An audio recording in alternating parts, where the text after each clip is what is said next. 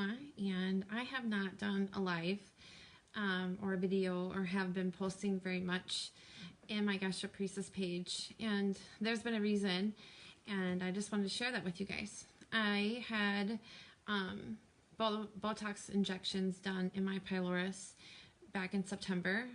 It's an experimental procedure, and my GI doctor suggested it for me, and so I had it done, and I had some pain for about 5 to 7 days, but the relief from my nausea was truly life-changing, and I felt truly amazing for the most part. It was like a miracle. So for about 6 weeks, I kind of just didn't do much on this page because I think a lot of you out there who are like me, you know, I've been sick myself for going on 5 years. And so when you feel good, you feel like you have 5 years of stuff to catch up from, especially if you're a mom with gastroparesis or a parent with gastroparesis. So I spent all my time and energy on that kind of stuff, getting things back in order, my home, spending time with my kids, my husband, my friends, working on my business, you know, just doing life. And then I noticed that about 6 weeks or so after I got my injections that the feeling was starting to come back. I was having episodes of nausea like I used to, and I let my doctor know, and we did another round the end of October, and before my birthday, and we did it again, and it was a different pain this time. I really can't describe it. It wasn't horrible or anything like that, but it was definitely there. But when I was going in for my shots, I was also in the beginning of a flare. So I was hoping that doing the shots would put me back to feeling how I did when I got them in September. But I don't feel that way. I am doing okay. I don't really know the full effects. It's been about 2 weeks, and that's about when you feel the full effects, but I'm giving it a few more days to see what is going to do for me. I had gotten sick this over Thanksgiving.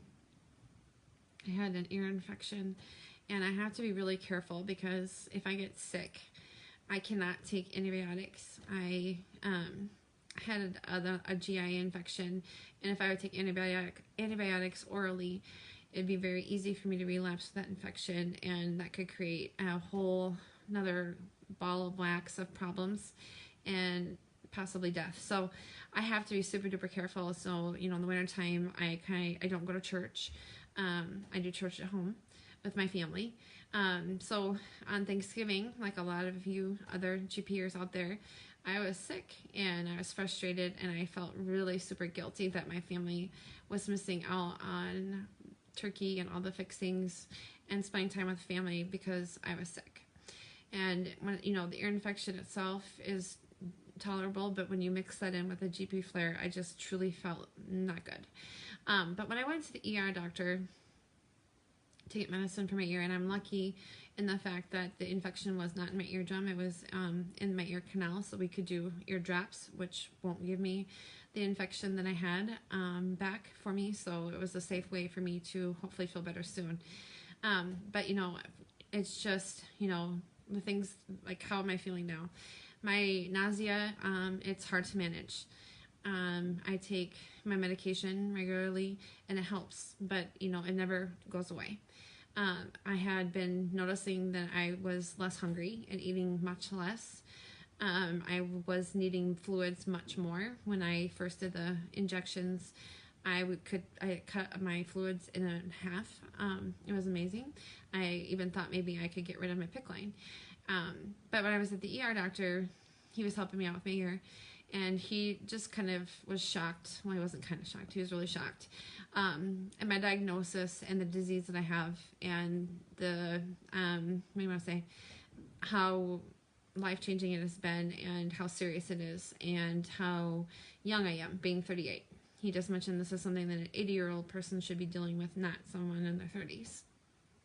And, you know, I'm listening to all this and stuff, whatever, and I take everything in, and I kind of just process things and then think about them. So at that night, we got back about midnight. I just really started to cry. And I had called my husband and I said, I just needed to talk for a second. And I think part of the reason why I was kind of avoiding doing my page is I go through spurts, and I don't know if there are you know other people out there like me, and that's why I'm sharing, is I will let myself, or I'll fool myself into thinking that I'm not really sick, that it's all in my head, or if I just find the right medicine, or if I just do the right thing, everything will go back to normal. Because I don't want to have to deal with accepting what I have, because if I accept it in my mind, then that means that it won. And I know that's not true, but it's a hurdle that I have to jump over and get through, and it's something that I have avoided doing for over 4 years because it's hard to do. It's hard to accept with my severe gastroparesis. Just like the ER doctor said, just mentioned a few scenarios where things could go wrong for me, and death wouldn't be death could be something that could happen to me if the right circumstances happen with my gastroparesis. That's how serious mine is. And when you're in your 30s, we all know we're going to die. We all have an expiration date. But when you know that you have something that can kill you, your perspective about life changes. And for me, it's just been really hard to deal with. And I've realized, though, that for me to be able to be the healthiest version of myself within, I have to be able to accept that I do have gastroparesis, that I didn't cause it, that there is no magical cure. This is something that I'm going to struggle with, and that when I need to rest, I need to rest. When I need to take care of me, I need to take care of me. And all those things that we need to do to be okay. I think that us GPers, we carry around a lot of guilt. My husband was just talking, and he's never really said anything to me about it, but I knew it was occurring. But we also, another thing that I have been struggling with, and we have as a family, is not only on top of being chronically sick, but being chronically sick means that you also have medical bills that mount, and they keep mounting up, and there's nothing you can do, and they're going to keep mounting up because it's not going away. And it's really hard to struggle with a disease and then have to deal with the financial aspect of it as well. Doing the Botox injections for me is $5,000 a pop. We just did, this is my second one, and I can do them 2 to 3 times in 2019. So, our treatments, our medications, the time lost from work. I work from home because I can't do a job where I go into an office or a brick and mortar building every single day. I'm not reliable with my health.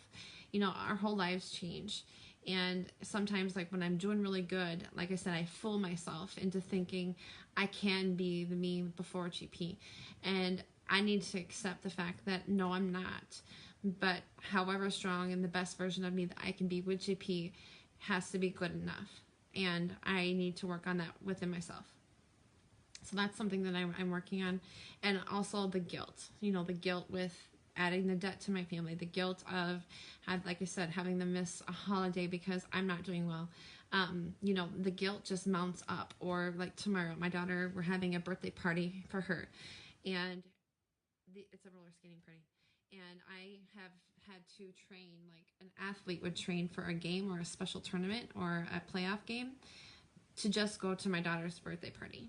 So GP life is nothing to scoff at. It is truly a journey. And I just wanted you to know that I don't have it all figured out. Just when I do, God throws something else in for me to learn. So it's okay to not know everything and to be a work in progress. My whole point is though, don't stop working on you. Don't stop trying to be the best version of you. Don't give up because we have something to deal with that other people don't. It is just another reason that God has given us truly to be able to be the best versions of us. And we know that, we have to be present and enjoy the time that we have with the people that we love, because we don't know how long we have. And it's really put things in a different perspective for me, a different lens that I look at life through.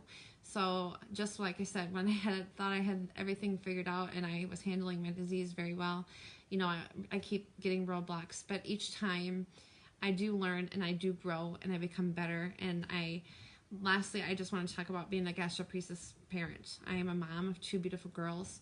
And, like I said, like with my daughter's birthday party coming up, or, things that they have coming up or that I miss, or, if I'm resting and they want to do something or play, or because inside I want to do all those things. It's just my body and my mind are not working together. My body it has control over what I can do. And I feel so much guilt.